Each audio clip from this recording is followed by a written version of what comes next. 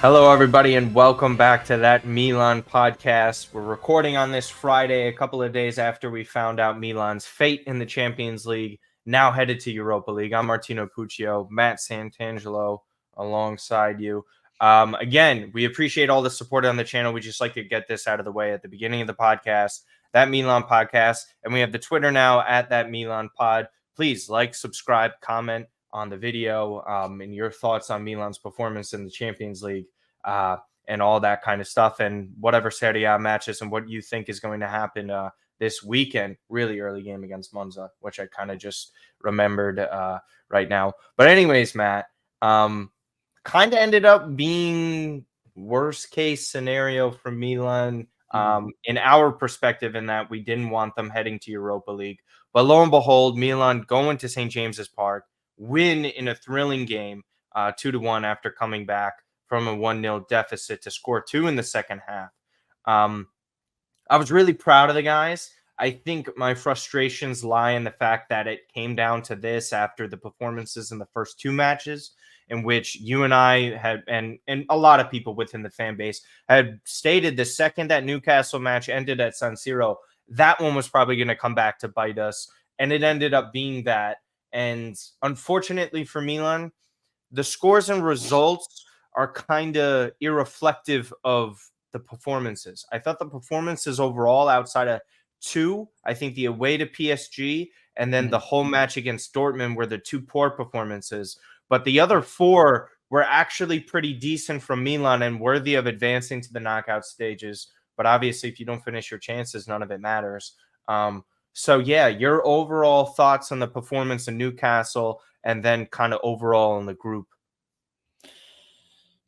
It's regretful. I mean, I think, look, we've discussed this at length and really throughout this entire Champions League journey for Milan, and we always kind of go back to those first two games, and how there were more points left on the pitch. At the San Siro, of course, in the opening match against Newcastle, in which beyond the Rafael Leao failed conversion in the box, which I know like people are kind of like Everybody likes to look at the back heel, yeah. 20-something shots, like you have to find a goal. You have to find a way to win that game. I know in hindsight, people are looking back, well, we're playing well. We'll get results somewhere else. It's like, yeah, but you never know with injuries. You never know with, the other teams you're coming up against and what type of form you're getting them in. And, Dortmund have been playing pretty well. I think, people were coming into this group stage and saying, Milan have a decent, they have a fighter's chance to get out of this group. They're a better team than they were, let's say, in the not more difficult group, but in the previous group of death a couple of years ago. They feel a little more mature. They've been here before. They had the deep run last year. So people were thinking, oh, they probably have a better chance to get out of this group than they did the previous one.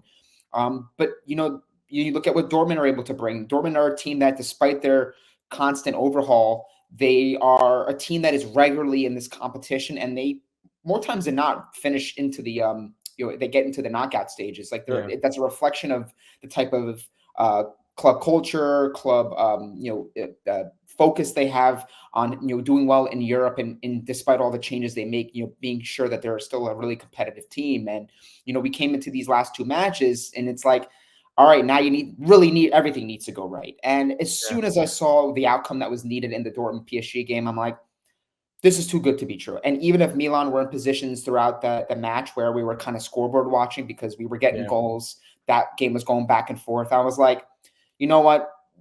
In a strange way, it's almost as if Milan, they don't deserve it anyway. They kind of need to be given a lesson where it's like, hey, you blew this in the first two matches. Because even if you got a win in that first match, you're in.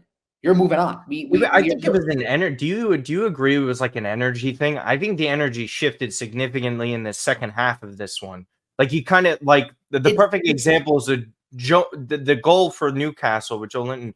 Like everyone, I think there was multiple things there where I think even you tweeted it out, like Reinder's not really tracking back the way he was supposed to. Same thing with Loftus-Cheek. And then the defenders at that point, it's a miscommunication. Defenders are dropping so much, giving the space to Newcastle. And then no one is trailing defensively to kind of close that space in from behind. So there's just an opportunity to just rip that shot. And I mean, the finish was incredible.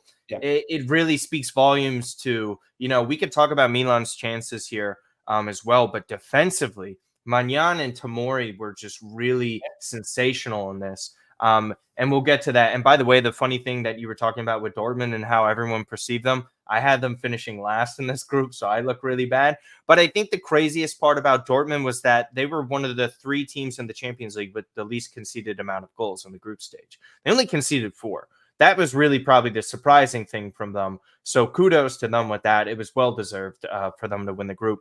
But yeah, Tomori and Magnan. Tomori's goal line clearances. Listen, we've seen plenty of goal line clearances, but just the tackle, the timing, the angle that it was made at, and the significance of the moment.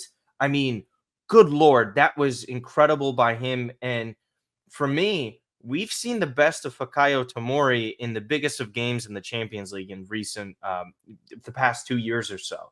I think he was amazing against Spurs last year. I thought he was really good, and a lot of players were against Napoli. Obviously, we know what happens in the derby, but just overall, I think he's really stepped it up. But Magnan too. I mean, these saves, the positioning, just you're just so confident in these guys because they step up like this and make magnificent saves. This is why Magnan, again, on his day, is the best in the world, or at least in the conversation with Alisson. Do you want to just speak to how they played in this one? Because they're really the reason why Milan won. Forget the goals. These guys prevented it from being 3-4 for Newcastle. They've been instrumental throughout. Really, I mean, we could even go back to a couple years ago, right, where Magnan has coming in as the expectation to be the guy that replaces Gigi Donnarumma. We got him for what, 15 to 16 million, 13 something million, around there. I think, with bonuses.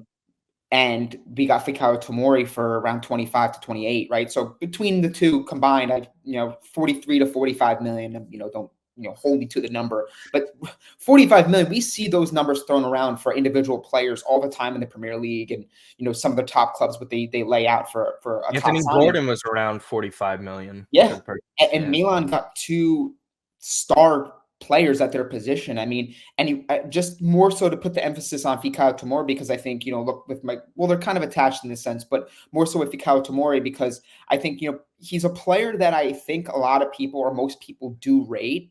He does have those instances that where, like, against maybe certain clubs, or he's like, oh, wow, Fikayo Tomori committed an error, or he does this. But for every one error that he commits in a match, he's putting forth solid to very solid and top class performances. And I think it's unfortunate because, I think they would hold a little bit more weight had this been like a clincher. Like, let's say he put this performance in and we somehow managed to get to the knockout stage. People would be like, wow, Fikayo Tomori's heroics, for a defender who really doesn't know every week who his partner is going to be in central defense because guys are dropping like flies. This guy continues to be a mainstay. And I look more so towards his leadership, the character in the performances that he puts in. It's not easy when you're not having that comfortable, dynamic with the player you're next to. They train together, yes, but we all know when you have that guy that you play alongside them, even in great stretches down that Scudetto season, where it was him and Kalulu, and it was like they have great understanding of where one another needs to be. They were so good, man. We're not able to have that because of injuries and, guys playing central defense like Taylor Hernandez, and then in-game switching. And now it's Florenzi in central defense, and he's somehow able to make it work and do his job. And same thing with Mike Magnan, right? Like, the command he has of his area, yes, but also the way he's going up to claim those balls, the way he's going up to, clear the area and do all those things necessary to keep Milan in some of these games cannot be, understated or overstated, excuse me. And you even look at the game, just going back to the Atalanta game, the double save. Like, those are instances and performances that I think these players do so well on the regular. But I think because of how dire the situation is, how we're not able to, maximize those efforts into getting like top results against, like an Inter or some of these other clubs, they sometimes get forgotten by a lot of the fans in this fan base. And, look, I think Fikayo Tomori, 25 years old. This guy is rounding into being a really top defender. And I think it's a really good case that he's making now for his England spot, because I think, people were like Southgate, and some people were saying, well, he didn't do this, well, he didn't do that. So they're trying to use that against him. But when you put forth the type of performance that he has in the Champions League, and then you also look to Mike Magnan, I mean, Milan have 2 top players at 2 difficult positions and high cost positions. it's not going to be easy, regardless if you go and sell a Mike Maignan because of the whole contract situation and They're him. both valued at least, I think Tomori would be like over 40, and then Magnan's easily like 60 plus. 70. Yeah, yeah. Like if you look at it, so it wouldn't be easy to replace a Mike Maignan. It wouldn't No, be easy to chance. replace a No. Fikayo Tomori. And it's just, again, like the timing of certain things with this club, really unfortunate because, had we progressed into the knockout stages, we might be getting some guys back. And I think the conversation would be a little bit different. Hey, we're in the knockout stages. Hey, we're still top 4 in the Serie A, despite all of the things stacked against us. And it's just, things that I guess unfortunately maybe take away from the brilliance and excellence of these two players that they've done in some really key matches. Yeah, I'm really happy with how they've been playing. And again, Fick has a revolving door at center back next to him, and if it's not, it's a kid in Xiao basically learning the ropes again. Something that we talked about at end, like just how many times did we say it's a revolving door there, and it's going to end up costing them, and it did.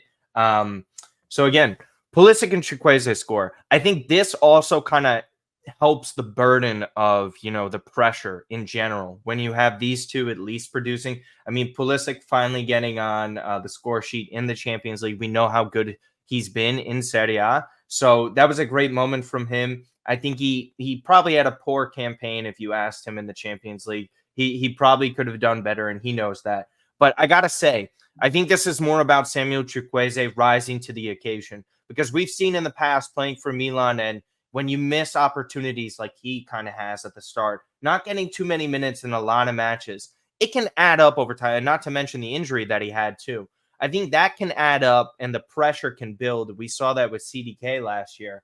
Chukwueze really stepping up in moments like this, scoring a goal in a crucial time, and even he scored basically 2 goals. He's the difference with Milan getting 6 points in this group, right?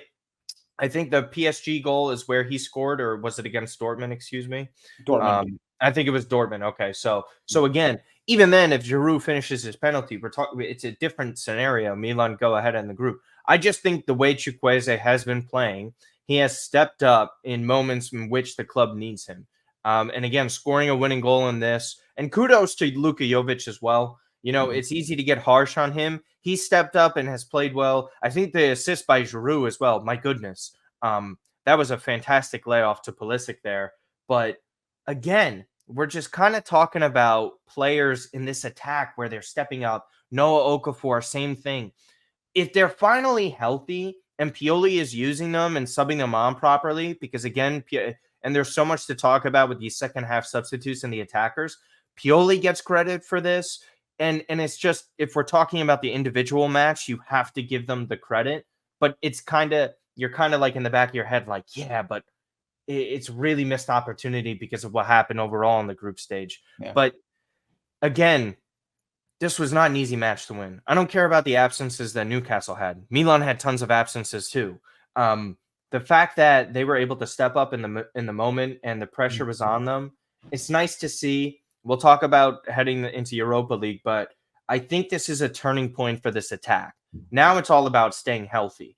They have I wouldn't say an easy schedule because we know how Serie A goes, but an easier schedule in the sense that there's going to be a lot of opportunity and a lot of minutes for these players to get rotated in and have a chance to score goals. Because again, if you could keep Giroud fresh, if you could keep Jovic fresh, Pulisic, even Rafael Leao, because of this schedule coming up, I think that's going to be huge for them. But for me, I think it's about seeing the ball go in the back of the net. And for someone like Chukwueze, I think this is really a strong point for him. So your kind of overall thoughts on the performances and the substitutes of the offensive players in this one. I think it was a great job because we were all panicking the second Rafael Leao hit the post on that one. Yeah, I mean, look, these were key moments. If not for the Champions League, then maybe the Europa League. Maybe there's a carryover effect, and Pulisic and Chukwueze and some of the others, Jovic and Okafor, they build off this performance and say, hey, look, we left a lot there in the Champions League. We're disappointed. Regardless of how some people feel, you're in the Europa League. I'm not one to be saying, well, we need to just punt on this competition and focus on Serie A. We're already in the competition. Had we not qualified for Europa League, I would have been saying like, hey, we could focus on Serie A, and maybe Pulisic and Chukwueze can, harness these performances and carry it over to Serie A, which is the focus. But now maybe there's a carryover effect. Maybe these two players can continue to play key roles. And, Pulisic's, according to FootMob, I know a couple of accounts have tweeted this out. He's actually like the highest rated player on AC Milan this year. Ahead of Leao, ahead of, regardless of how you weigh those things, the goals and assists, like combinations across all competitions, like Pulisic's delivering. Make no mistake about it. Everyone who was skeptical of this signing and skeptical of him and whether or not he can translate this over to Serie A, which is never an easy league for attackers to thrive in. He's doing a really good job, and we're not even at the halfway point of the season. I don't know what he's on track for as far as his goals and assists in Serie A, but we're looking at maybe 14 to 16 goal contributions. I don't, you can maybe pull that number up. This is for who exactly? Sorry, because I was jotting Pulisic. Pulisic.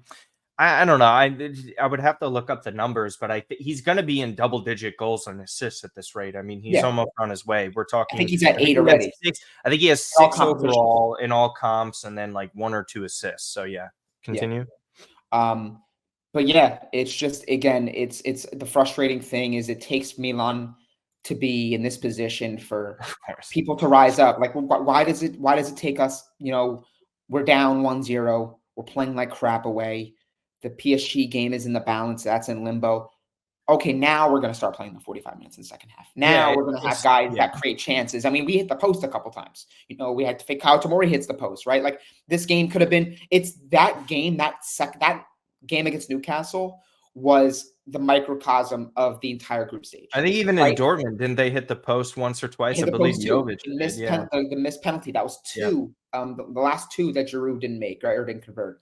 So like that game against Newcastle is kind of like encapsulates what this group stage has been for Milan. It's not really not enough complete performances, aside from the PSG game. That was, that was as complete as they can probably do, in my opinion.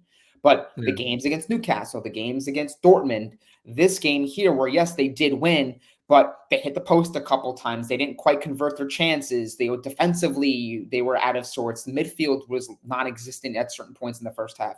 And then they turn it on. And like, it's frustrating because you watch how good they can play over a 45-minute game or even the 90-minute game against PSG. And then you see them kind of turn around and put in a horrible performance against Udinese or Dortmund. And you're like, I can't put my finger on where this team is and what type of performance we're going to get from them, but we'll have to wait and see how this translates over. I mean, hopefully you take the good with the bad from a situation that we're knocked out of the Champions League.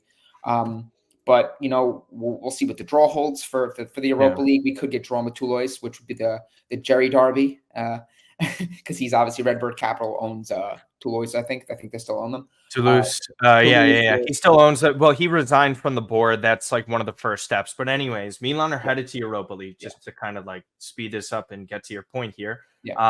So here are the possible teams that Milan can be drawing on Monday, the 18th. So we'll just zoom in a little bit so you guys could see this. Freiburg, Marseille, and I believe Gattuso manages Marseille now, right? If I'm incorrect, and I believe he also lost to De Zerbi.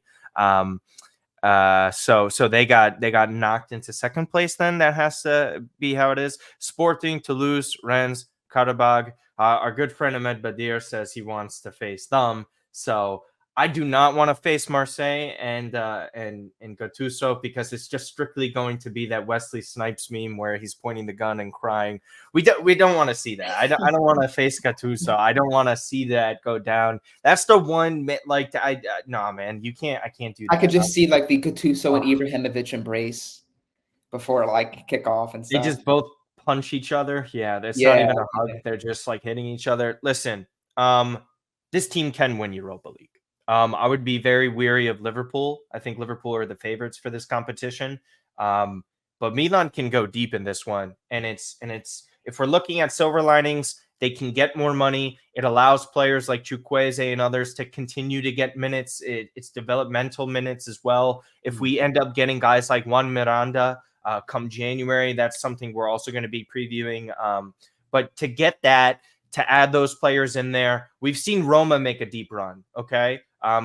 This team made a deep run into the Champions League semifinal. You're also talking about Benacer being able to play in this competition as well, right? So I think there's multiple things and positives that we could take away from this. But make no mistake about it, it was a failure in the Champions League.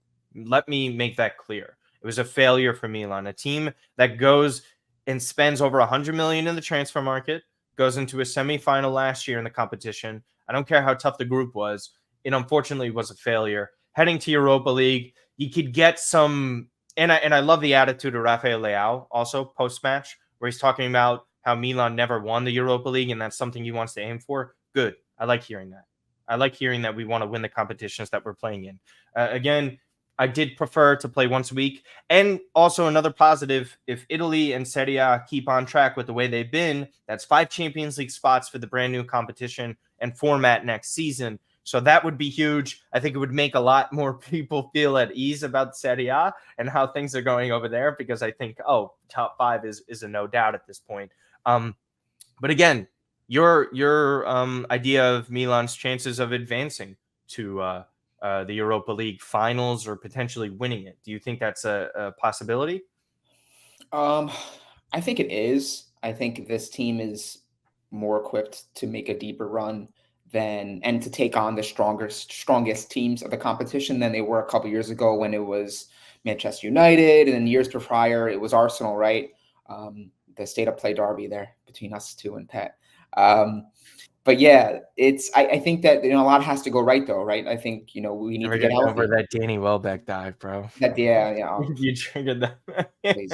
Sorry, so many moments, so many instances with this team over the years. But I think that look, this is a competition that I'd be remiss to say we don't want to win. Of course, we want to win, and now they're in it. Again, I know what we were very clear on us saying we'd kind of rather finish. Yeah, we have a few players who have won it. I forgot who tweeted. I think it was Voice Rossonero tweeted out Chukwueze with the Europa League trophy. Giroud obviously won it with Sarri and Chelsea. Loftus-Cheek was a part of the team that won it, obviously, with Chelsea. So do we have? Can we claim Europa League DNA? We can claim some a little smidge, a little more so. I mean, what's the furthest we've gone in the competition? Was it when we got knocked out against United? Well, because we have the players that have won it. So we have a little bit of. I think Roma have a better track record. We have a little shred or a little slither of Europa League DNA with the couple players that you just mentioned. I'll just say the music slaps. That's about it. Yeah, the theme. I'm going to be posting that LeBron James. Yeah. Franco hit me up prior to the game. He's like, "Hey, random, but do you have?" And I haven't spoken to Franco in a while, but he's like, "Random, do you have that LeBron?" Milan Club, New York City, correct? Yeah. And I was just like, "Oh, of course I have it. I got you." And I sent it over to him. He was like laughing. So that theme is going to hit. Obviously, people are going to start making a joke of it. But it's a competition. Obviously, I'd love to see the club win. Now, whether or not I think they're equipped to do it, not at the moment. I think the draw. I think this is how far Milan go. I think really ultimately falls on things kind of falling their way. Like, can we get healthy? Can we get a good draw? Because we know that juggling both competitions is going to be difficult.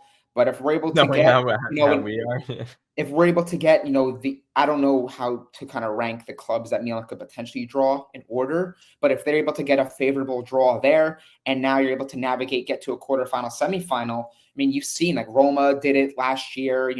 There's a real possibility that if things go our way and we get healthy at the right moments and we're hitting form, that we can make a deep run and maybe win it. But it's still too early with this team, because I think, again, it's, as I mentioned, it's so difficult to kind of pin down what type of performance and effort we're going to get from not just the team, but like. And we don't know what's happening in January. That's another thing too, Martino, and that's something I actually I did halftime spaces and full-time spaces after the game, and I kind of left like a open-ended question for like the 60, 70 people that we had at the time, and said, well, how does this impact the January market, right? Because I think a lot hinged on, with Pioli and qualifying to the knockout stages. Things are week to week in Serie A. Does ownership say, we're going to pump the brakes, like we don't want to spend in January because we don't know if we're going to spend on players that the new incumbent coach is going to want? That's typically sometimes tends to be the case, where they'll say, well, we're not going to get players in that the new coach might not want. right? Yeah. So we'll wait and see. I think Miranda and some of the other guys, I feel I like think those are regardless just of layups because the new manager would like that anyways. right, that's Just what I'm to saying. kind of, Like I think there's yeah. players that if regardless if who's the coach, a good player is a good player. So like Yeah. they would probably still want that. And we do need another left back, right? So if it's Teo Miranda, that's a good kind of rotation. But I don't really even know what I didn't even know what the budget was going to be if we qualified for Champions League. There were okay, yeah. So there were rumors prior to like say forget Milan qualifying to the knockout stage of the Champions League. The rumors were that they had some money that was left over that when they were trying to close the Taremi deal that is carrying over into this window. And again, the money that they made from the Champions League Yeah. is something that they're going to be using because again, the money that you make in the Champions League varies on like home victories, the amount of fans that come into the Yeah, matches. gate receipts Milan and made stuff. some money from that. Unfortunately, they're not going to be making as much as they would have hoped, Yeah. like last year, where they were able to get all those extensions done with Benacer, with Rafael Leao specifically. I think that might affect the Mike Magnan extension. We'll see. I think they actually end up paying him. I think it'll be something around like 7 million net with bonuses up to 8, in which he's asking for. We'll see. But again, we can't get too ahead of ourselves. I am curious. Di Marzio and Sempre Milan were basically reporting that I can't say the striker's name properly from Stuttgart, so I'm not going to attempt it. But basically, they were saying like they're still in on him. It's around 17.5 million euro. That's similar to the price that Taremi was going for. So we'll see what ends up happening with that. To kind of round out this podcast, Monza, 6:30 a.m. wake up call for everybody over here in the U.S. 3:30 if you're our friend Gio and Milan coast to coast over out in the West Coast, and a bunch of you guys. So we're getting up early here, our friends in the North America. So Monza, we took care of them pretty well last year. This is not an easy side. If you listen to the Sempre Milan podcast with Ali and the fellas, they were basically saying, listen, the way they were playing last year was just to kind of build up that confidence in Serie A. Now they're really a threat. We'll see how they play. I think Palladino is a very good coach. Everybody's kind of under the belief that Lorenzo Colombo is gonna make an impact on this game in one way or another. This guy scores rockets. And again, Milan are at risk because Davide Calabria is suspended. We don't really have starting fullbacks playing in their positions. By the way, Antonio Vitiello was saying that Kier's training in the group, so that's a positive sign. We'll see if he's able to start. That would change the entire dynamic of this team. Chukwueze is also okay. There was kind of reports that he was like feeling something, but Chukwueze is in the group. He's training normally. So yeah, really the preview against Monza is this. You have to get 3 points and end of. That's all I got for that. Yeah. I mean, it's got to be 3 points. I think, given how choppy the results have been in league, if nothing else, the league is the focus. The league is the focus over the Europa League for sure. For me, I think for most people, regardless of the whole coalition, regardless of the whole format change next year for the Champions League, and they might have 5 teams come from Serie A. I'm always been a firm believer in that, Milan really kicked themselves and really put themselves behind the 8 ball because they just simply do not take care of their own business when they absolutely need to. And this is one of those matches where you got to beat Monza. All due respect to Monza, I think Palladino is Yeah, a of really course. solid coach. He had a really good debut year last year, with Monza coming into Serie A. I think they had some of the most points that a newly promoted team has ever earned.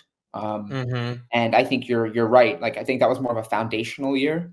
They have players in that team that, okay, now they got that seasoning, that first year under their belt, and they feel a little bit more of They made a managerial change in the middle too. Palladino wasn't even the Strobel manager was to the start. initial coach, and then they're saying like this ain't working. We're getting that speaks volumes, right? Like, coach got you promoted to Serie A 7 games in. He's like, nah, you're not the answer. They made the switch. Palladino is one of those coaches that maybe, in my view, is underneath Malta in Italiano as far as like the Yeah, I agree. desirable Italian coaches in Italy. But he's still a top coach, and a coach I think it wouldn't surprise me. Let's say if Italiano moves or Malta moves, maybe Palladino gets that next elevated role. But this is a good team, and Milan need to put forth a good performance. It's interesting because, and this is my final point, Sure. they played great against PSG in that second match. They didn't follow up well, and I was like, surely they're not going to have a stinker, and they did have a stinker. Milan got the result. I know it was more of a 45-minute performance against Newcastle, but we showed resilience. We showed some things in the Sure. second half Hmm. that give us positivity. You got to win this game. Yeah. For two simple facts. You need it for the standings, yes, but also don't make me wake up at 6 o'clock. You wake up at 6 o'clock, and then we have another Mhm. 6:30 stinker that we always tend to have in this time format. So they Yeah. got to win this game. Yeah. And again, and to even go with the schedule, I think Milan play a little bit better now that they don't have Champions League looming in the future. In an upcoming fixture in the middle of the week, I think that's a positive. I will say this: if you just look at the schedule again, and this is what I've been pulling up, so it's Monza, Salernitana, Sassuolo. If you've seen Salernitana, good lord, if you don't get 3 points, just don't even bother coming Well, back we didn't home. do it against Um, Udinese. We gave them their first win. Just saying. Yeah, I know, but as much as I love our guy Pipo, my goodness, I'm literally, but there's a difference like in certain Serie A sides, right? Where you kind of see like, okay, that team's going to be really annoying when we play them, as Yeah. opposed to like going against a side that's kind of at their level where they're going for 3 points. But the way that Salernitana play is absolutely abysmal. I do worry about a Monza. And again, it's Sassuolo Sassuolo. after that, and then Cagliari at the turn of the new year for Coppa Italia. So very important fixtures here. My question to you really quick before we head on out and we let you plug everything. Do you start Rafael Leao in this one? Or do you give Yeah. him a little bit of a break? You start them, you hope you Okay. get a decent advantage, and then maybe you start putting on like an Okafor, and kind of Okay, start to yeah. kind of I ease think I into think things I like, think hey, Jovic has taken over that position of backup striker now with his recent performances. And yeah, I think what you're saying is right, is that Okafor pivots to the left wing and he's backing up Leao where they have Pulisic and Chukwueze on the right side. I think that's where they're going to be heading. And that's ultimately kind of what they were hoping for at yeah, the start of the season. So I'm okay with it. And again, Jovic playing against sides like this, I think this is where he's going to make his bread and butter, because these are the sides that he's able to at least perform against. And you got to say happy for him at yeah. least. I don't really still find him to be a long term solution, so I'll Mhm. say that. So yeah, your predictions real quick for this. I think it's actually going to be a gritty 2-1 win for Milan. That's what I Again, said. if Guerre plays, that would be a nice positive for Milan. He gets some solidity at the back line. But yeah, 2-1 for Milan. And then give us your prediction and plug all your stuff. Yeah, as soon as you asked, I was thinking 2-1 myself. So I'm gonna double down on the 2-1 prediction. And yeah, you guys can follow me on Twitter at Matt_Santangelo. Trying to put out some content, just been busy trying to enjoy the holidays, enjoy some downtime. But I'll be putting out some content very soon. Of course, results haven't been the easiest to write about, but show must go on. So everything I'm working on obviously will be on Twitter. And of course, with this podcast at That Milan Podcast. Yeah, and again, that Milan podcast on Spotify and Apple Music, that Milan pod on Twitter as well to kind of get everything there. Again, clips for the time being are probably going to be pushed out on social media around today and the weekends, Mhm. like usual, until a schedule change is made. Just look out for all that stuff. And again, you could just follow me everywhere at Martino Puccio. Again, like, comment, subscribe. It's very important to the channel. We keep growing. We hope to get to 4,000 subscribers by the end of the new year. It might be difficult, but we're around like 130 something. So we're going to keep pushing that. We really appreciate all the support and help. We've seen it across all social media. We see some of the regulars that we see during the lives, and we Mhm. hope to go live this Sunday morning as well. We're going to be a little bit tired, but I plan on being there. If Santangelo is there, we'll see. I can't speak for him on that. But other than that, thank you guys so much. And check the last episode that we had with Elijah Newsome. Go and follow everything with Newcastle United. Elijah's great. We appreciate all the work that he's given us as well. Other than that, tune in next week, guys. See you.